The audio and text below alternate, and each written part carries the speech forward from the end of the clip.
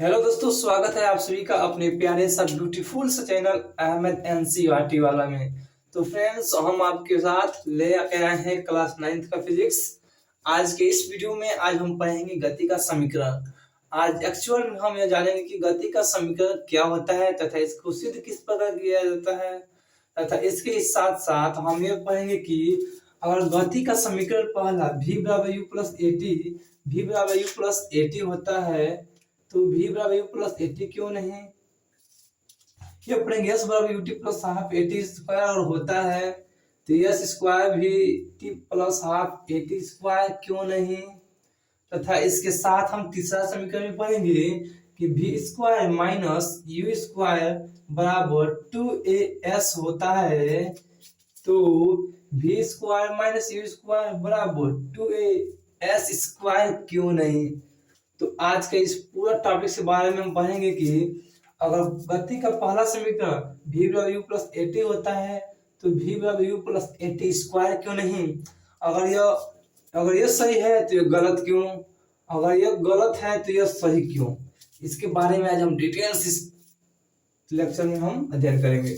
तो फ्रेंड्स, आज आप सभी को इस वीडियो में मेरी तरफ से धन्यवाद और चलते हैं हम अपने टॉपिक्स को क्लियर करने के लिए।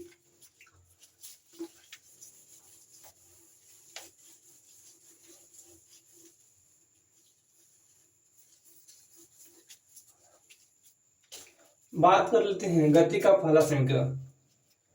तो गति के पहला समीकरण की गणना पहले करते हैं। किस मेथड से? पहले हम ग्राफ द्वारा कर रहे हैं। ग्राफ द्वारा तो हमने ग्राफ बना लिया है वेग और समय।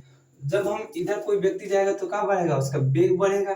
तो जब कोई वस्तु इधर आएगा तो क्या बढ़ेगा, टाइम बढ़ेगा। ये क्या है, मूल पॉइंट है। जब कोई वस्तु यहाँ से स्टार्ट करेगा अपनी जाना तो ये क्या होगा, प्रारंभिक यू हो जाएगा। तो यहाँ पे जाकर खत्म करेगा तो क्या होगा, अंतिम वेग। अगर यहाँ से चलता है तो यहाँ 0 होगा और यहाँ पहुंचेगा तो टाइम क्या होगा, t होगा। और हम जानते हैं कि सदिश होता है तो यहाँ पर क्या बनेगा, एक एंगल बनेगा जिससे क्या बनेगा, थीटा। और सदिश के रूप में होता है कि इसका मतलब होता है v माइनस यू। जब आप सदिश वेक्टर के बारे में पढ़ेंगे तो क्या होता है v माइनस यू, क्योंकि बड़े में से छोटे को घटा देते हैं। क्लियर? जो ग्राफ थोड़ा समझ रहे हैं तो इसमें u देखिए क्या होता है, प्रारंभिक वेग, v क्या होता है, अंतिम वेग, a क्या होता है, त्वरण, और t क्या होता है, समय। जो आपका गति का पहला समीकरण होता है फ्रेंड्स, वह नियत त्वरण पे लागू होता है। किस पर लागू होता है, नियत त्वरण पर। किसी वस्तु के वेग, त्वरण, समय तथा दूरी के बीच स्थापित संबंध को गति का समीकरण कहते हैं। अगर हम वेग, त्वरण और समय के बीच अगर कोई संबंध ज्ञात करेंगे तो उसे कहेंगे गति का समीकरण। यह त्वरण पर लागू होता है कब, जब नियत वेग से त्वरण करता है। तो हम देखिए क्या होता है, जो आपका क्या होता है त्वरण, जो त्वरण का क्या होगा, स्लोप होगा। इसका स्लोप बोले तो क्या होता है, स्लोप का मतलब होता है फ्रेंड्स टेन थीटा। क्या होता है, स्लोप का मतलब होता है टेन थीटा। तो ये क्या होगा, त्वरण ए हो जाएगा। इसका मतलब क्या होता है, टेन थीटा ए है। और टेन थीटा का मतलब क्या हो जाएगा, टेन थीटा का मतलब होता है लंब बटे आधार। ये क्या होगा, लंब देखिए v माइनस यू है। क्या है, v माइनस यू। आधार क्या है आपका, आधार है 0, t माइनस 0। आप इसको इस तरह करेंगे तो क्या होगा, या आपको इधर से करिएगा तो v माइनस यू बराबर क्या होगा, एटी हो गया।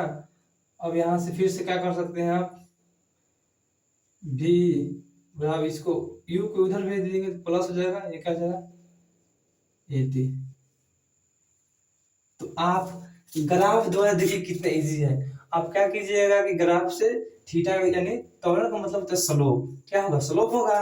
स्लोप का मतलब होता है टेन थीटा।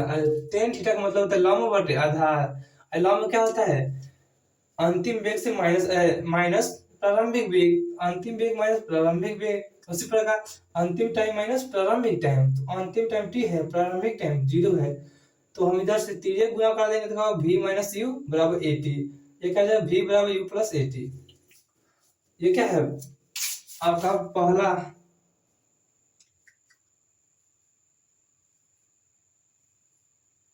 ये आपको पहला तरीका हम बताए।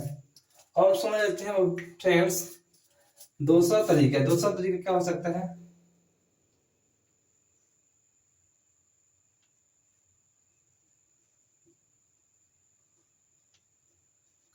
दूसरा तरीका वो होता है,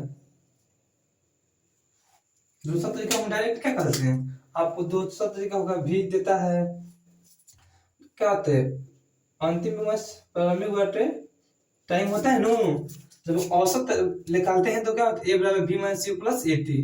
हम क्या कर देंगे यहाँ से डायरेक्ट इधर कर देंगे, ये क्या हो जाएगा भी माइनस यू बराबर ए टी।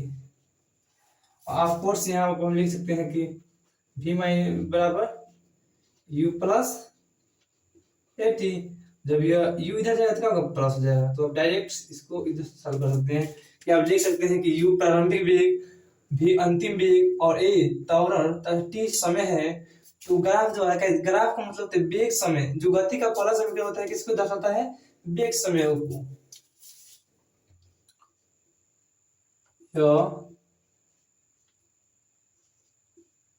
वेग समय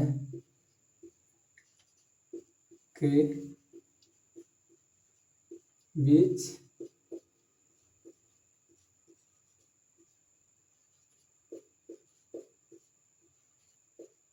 कहता है ये वेग और वेग समय के, देखिए वेग और लास्ट में लिखते हैं प्रारंभ, शुरू में कहते हैं कि क्या है, तो शुरू में वेग है और लास्ट में क्या है, टाइम, इसलिए कहते हैं गति का जो पहला समीकरण है वो वेग समय के बीच को दर्शाता है। अब हम चलते हैं इसका तीसरा तरीका।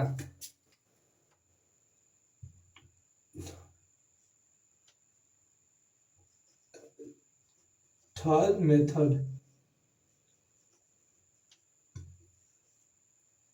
में हम क्या जानते हैं, जो आपका ये क्या है, ये होता है नियत, क्या होता है, नियत होता है।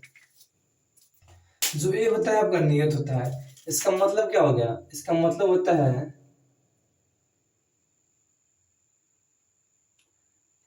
dv अपान dt बराबर क्या होता है, ये होता है नो, क्लियर। अब आप क्या कीजिए फ्रेंड्स, यहां से आप समाकलन कर दीजिए, दोनों बगल क्या करेंगे, समाकलन करेंगे। क्या करेंगे, दोनों बगल अगर हम समाकलन करते हैं फ्रेंड्स तो हमें बहुत ही बेनिफिट होगा। देखिए क्या होता है, समाकलन करेंगे तो क्या होगा, पहली बात तो आप इसको क्या करिएगा, समाकलन डीवी कर दीजिए, इसको क्या कर दीजिए, समाकलन a इंटू डी टी कर दीजिए। और लिमिटेशन क्या होता है, यह डीवी दिया वेग में परिवर्तन, तो यह क्या होगा, u माइनस वी होगा कि नहीं होगा, यह क्या होगा, 0 माइनस टी। तो टाइम जो है 0 से स्टार्ट होता है और टी पे जाकर खत्म होगा। तो देखिए समाकलन u से v, ये क्या है dv बराबर, जो आपका a है वो कांस्टेंट है, नियत का मतलब होता है कांस्टेंट, तो ये बाहर आ जाएगा 0 से t, अब क्या होगा dt हो जाएगा। अब हम क्या कहेंगे, dv का समाकलन क्या होगा, v होगा, क्या होगा, v होगा, लिमिटेशन क्या है, u से v। उसी प्रकार dt का समाकलन होता है t, और इसका लिमिट इसे कहते हैं, जो यह है ना इसे कहते हैं लिमिट, इसे कहते हैं समाकलन। तो लिमिट होगा 0 से t। अब देखिए पहले होता है ऊपर वाला माइनस नीचे वाला, तो upper limit minus lower limit, तो upper limit minus lower limit, तो v माइनस u बराबर क्या होगा, यहाँ पर ए है, क्या है यहाँ पर ए है, ए इंटू टी। तो लास्ट में क्या होगा, v बराबर u प्लस ए टी। यही आपका क्या होता है फ्रेंड्स, यही आपका होता है गति का पहला समीकरण। तो गति के पहले समीकरण की गणना हम निम्न प्रकार से कर सकते हैं, ग्राफ के द्वारा। हम ग्राफ के द्वारा करेंगे तो क्या होगा, इसमें ग्राफ बनाएंगे वेग और समय के बीच, और हम क्या निकाल लेंगे, त्वरण। त्वरण का मतलब होता है थीटा, देखेंगे स्लोप, स्लोप लिखाएंगे क्या होगा, टेन थीटा। टेन थीटा का मतलब क्या होता है, लंब बटे आधार। तो लंब क्या होगा, v माइनस यू, ये लंब है, ये क्या है आधार, जीरो से टी, तो zero T minus zero, v minus you बराबर ए टी, v बराबर यू प्लस ए टी। दूसरा तरीका क्या है, हम डायरेक्ट कर सकते हैं कि जब औसत वेग निकालते हैं तो अंतिम वेग में से प्रारंभिक वेग को घटा देते हैं, तो हमें ये भी तरीका लगा सकते हैं। ये तरीका क्लास 9th के लिए नहीं है, जो तरीका है वो क्लास 11 के लिए है। तो आपको अगर समझ में आया तो भी सही, नहीं तो ऐसा हम बाद में बता देंगे। जैसे इसमें होता है आपका, इससे कहते हैं आपको समाकलन।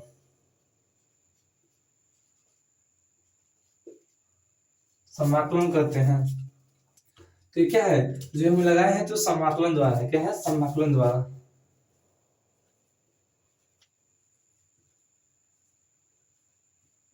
समाकलन द्वारा, समाकलन द्वारा मतलब होता है इसमें नियत त्वरण पर लागू होता है।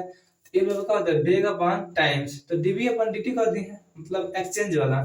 तो डीवी कर दिए, टी को इधर भेज दिए हैं। और क्या होता है, वेग कहाँ शुरू होता है, पहले वेग होता है प्रारंभिक वेग, उसके बाद अंतिम वेग, पहला टाइम जीरो, उसके बाद टी।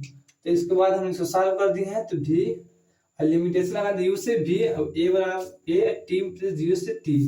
इस प्रकार से हम इसको एडजस्ट करके हम गति का पहला समीकरण को सिद्ध कर दिया फ्रेंड्स। तो हम चलते हैं फ्रेंड्स, अगर आपको यह वीडियो अच्छा लगे तो आप इसको स्क्रीनशॉट ले लीजिए या अपने नोट्स बना लीजिए। अब हम बात करते हैं गति का दूसरा समीकरण की ओर।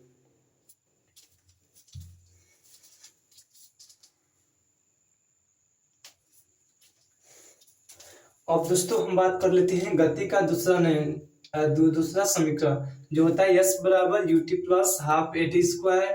गति का दूसरा समीकरण को सिद्ध भी करेंगे तथा इसके बारे में भी स्टडी करेंगे। तो गति का दूसरा समीकरण की गणना, किसी वस्तु के वेग समय और त्वरण दूरी के बीच स्थापित संबंध को गति का समीकरण कहते हैं। यह इसमें त्वरण भी लागू होता है, बाकी क्या होगा, नियत वेग नियत त्वरण से होगा। स्थिति समय को दर्शाता है, क्योंकि यश क्या होता है, स्थिति होता है, लास्ट में क्या होता है, टाइम्स होता है। हम बात करते हैं गति का दूसरा समीकरण, तो इसमें होता है एक औसत वेग, क्या होता है,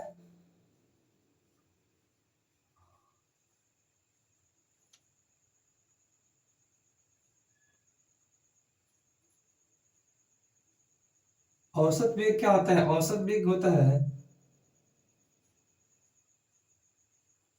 u प्लस टू। आपको किसी चीज का औसत निकालना, मान लीजिए 2 और 3 का औसत निकालना, क्या होगा, 2 प्लस 3 बटे 2 हो जाएगा। जैसे 1 2 3 का आपको औसत निकालना है, तो 1 प्लस 2 प्लस 3 बटे 1 2 3, 3 से भाग कर देंगे। अब हम निकालते हैं कि विस्थापन क्या होगा, विस्थापन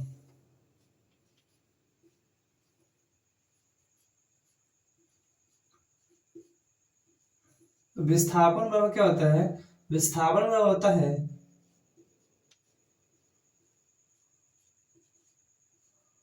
औसत वेग, ठीक है, इनटू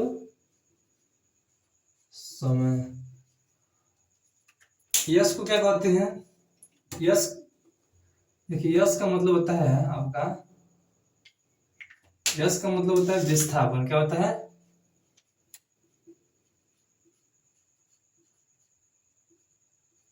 तो क्या होगा, यश हो जाएगा, ये क्या होगा, औसत वेग दिया है v प्लस यू बटे 2 इंटू क्या हो जाएगा, आपका टाइम दिया है तो टाइम लिख देंगे t। क्लियर। अब हम इसके बाद हम यहाँ बात करते हैं, चूंकि जो v बराबर क्या होता है, v बराबर होता है u प्लस ए टी, गति के पहला समीकरण से। अब हम भी की जगह पे u प्लस एटी रख देते हैं। क्या कर देते हैं, तो देखिए क्या करते हैं,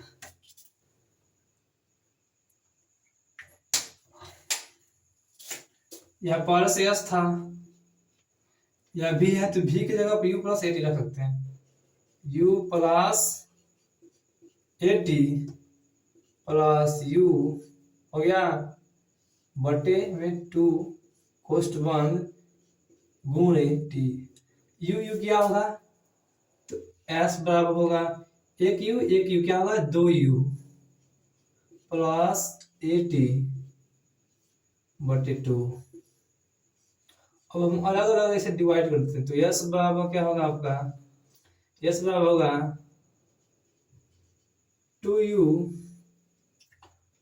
2 प्लस 80 का 2, और 2 से 2 कट जाएगा तो क्या होगा एस इंटू में क्या टी है, तो आपका यह होगा एस बराबर यू प्लस 80/2। जब कोष्ठ के बाद टी होता है तो इसका मतलब क्या होता है, इसका मतलब होता है इसमें गुणा करना, तो लिखेंगे यस बराबर यू क्या होगा, इसमें u इंटू क्या होगा, u इंटू टी प्लस इसमें क्या होगा 80/2 इंटू टी होगा। तो लास्ट में आपका क्या प्राप्त होगा, यस बराबर U T plus half 80 square. अब देखिए फ्रेंड्स, अब हम बात करेंगे कि जो आपका समीकरण होता है यही क्यों होता है, ठीक है।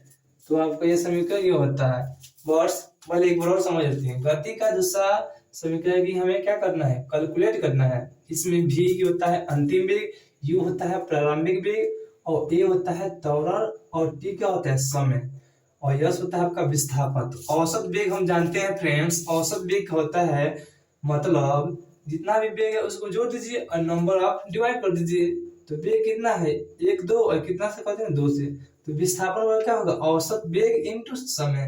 तो औसत वेग तो यह है, तो यहाँ रख दिए हैं और गुणा कर दिए हैं और टी से मल्टीपल कर दिए हैं। हम जानते हैं v बराबर u प्लस एटी होता है, तो इस समीकरण में हम v की जगह पर u प्लस एटी रख दिए हैं। u प्लस एटी प्लस पहले से u था बटे 2 कोष्ठ बंद इंटू टी। अब हम इसको जोड़ दिए हैं 2u प्लस एटी, क्या किए हैं 2u प्लस एटी बटे 2 इंटू टी। अब हम अलग अलग इसको डिवाइड कर देते हैं, यहाँ 2 हो जाएगा, यहाँ भी 2 हो जाएगा, अब इस 2 से ये कट जाएगा, तो u होगा प्लस 80 बटे 2 कोष्ठ बंद इंटू टी। और हम इसे टी से मल्टीपल कर दिए, हम सब में गुणा कर देंगे, तो यस बराबर UT plus half 80 into T, तो यस बराबर यूटी प्लस हाफ 80 स्क्वायर। तो फ्रेंड्स हम गति का पहला समीकरण और गति का दूसरा समीकरण सिद्ध कर चुके हैं। इसमें आपको नोट्स में याद करना है,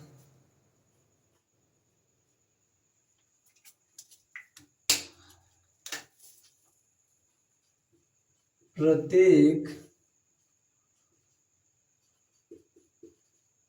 समीकरण में प्रत्येक पद का मात्रक समान